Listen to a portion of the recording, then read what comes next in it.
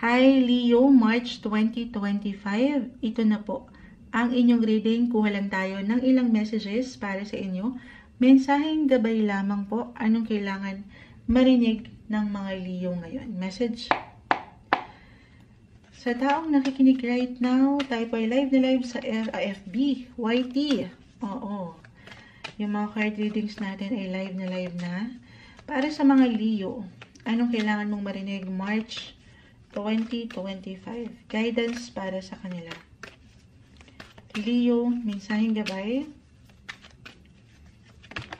Okay, may tumatalon-talon. Leo, advice. Will be straightforward. Hopefully, anong kailangan yung marinig ngayong buwan ng Marso. Ayan. The Four of Swords ay narito. Okay, 4 and 3 of Swords. The Five of Cups, the Knight of Swords, Reverse, Temperance card, at pa tayo? Leo. Okay, the Two of Cups, Reverse, and the Six of Wands. Leo, hindi ko tatamisan, huwag laliman, mensaheng gabay lang po. Alam ko pa ulit-ulit sa reminder minsan si Moonchild. Ayoko lang po kasi na ma-attach kayo sa baraha. Guidance lamang po ito. Okay? Pero dito pinapaalalahanan ka ng cards na magpahinga. Physically, mentally, emotionally. Andito lahat actually. 4, 3, 4, 5. 3 of Swords. Kita mo siya ang puso. May 3 espada na nakasaksak sa kanya. Hindi kailangan katakutan or laliman. Could be about kahit sa simpleng tensyon pagdating sa relasyon, especially dyan higit tayo magiging emotional or angat yung sensitivity na hindi madali sa lahat ng pagkakataon para sa lahat pang hawakan. Ito, maaaring ma-relate ko astrologically since si Mercury, actually si Mars, both are in retrograde. Si Venus rin. Marami tayong planets in retrograde ngayong March onwards. So, astrologically speaking, maaring merong tension, kahit sa simpleng miscommunication, disagreements, na sabi nga nila, temporary, everything is temporary daw po. Malalagpasan mo to. Makakayanan, mapangahawakan. Ang mga bagay-bagay ay maidadaan sa mabuting usapan. Merong solusyon. Hindi madali parang madaling sabihin yan, Moonchild.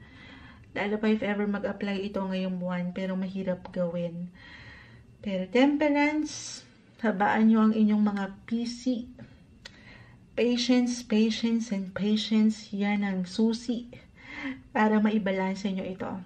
Relationship-wise man, kahit pa single kayo or married, or matatawag nyo yung business partner, maaaring umangat lang po yung ilang differences nyo this month. Okay? At dito maaaring mag-init ang inyong mga ulo, mainit, magmadali, malungkot.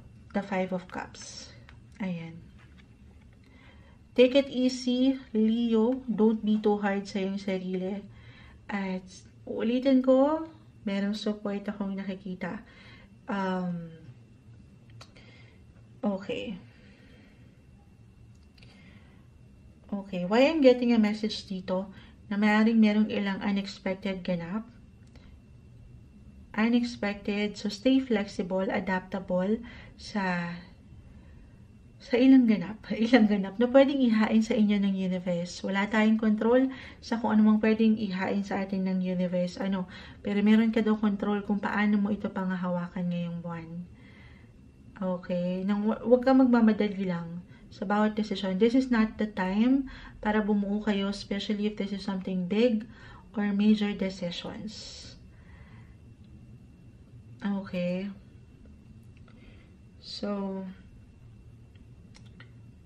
okay. Kung ito'y may patungkol sa buhay, karera at trabaho, andito andito yung paglaban nyo. Yung pakikibaka nyo. Kahit paminsan talaga maaaring makaramdam lang ng ilang kabagalan sa progreso. Pero lagi mong tatandaan daw, Leo, na umaandar ka. Nagle-level up ka unti-unti. nagfo-forward, move forward. Or you can move forward. Baka ganun yung pinaka-message. Okay, relationship, love man yan. Ito yung month para pag nilay-nilayan ang iyong relasyon. If you are, andito ka sa unhappy partnership, businessman, relationship, at parang nai-stuck kayo dito, meron akong pagkapagod, hindi sa magle-let go na agad-agad. Sabi kasi ni Moonchild, hindi. Sabi ko, do some reflection. Kung ikaw ang higit na makapagpapasya dito, kung naibabalik, naibibigay pa ba ng sapat, ng balanse, ang tama, at alam mong wasto, deserve mo. Okay? Huwag mo nang bumuo ng desisyon hanggat kaya sana ngayong buwan. Kasi baka, ano lang to maaring test lang ito. Or subukin kayo ng ilang sitwasyon. Okay?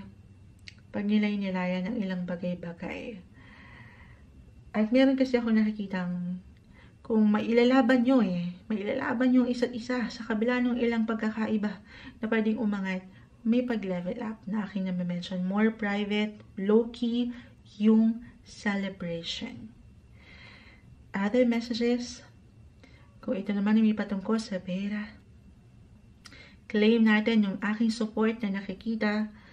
Kung meron man kayong pinaproblema, Moonchild, very normal when it comes to money. Okay, kung andito yung determinasyon, motibasyon na makipaglaban, makibaka, ano man yung hinihiling nyo ay kinakailangan nyo ay maharap nyo.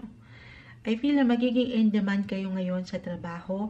So, definitely, kung andyan yung blessing of work, andyan pa rin yung solusyon sa ilang pwedeng kailangan ay obligasyon na harapin pagdating sa usaping ito, finances. You will be financially covered. Alisin yung pagwaworry na as long as alam mo sa iyong sarili, na binibigay mo lang din yung best mo. Wala kang dapat malalim na ikabahala sa part na ito.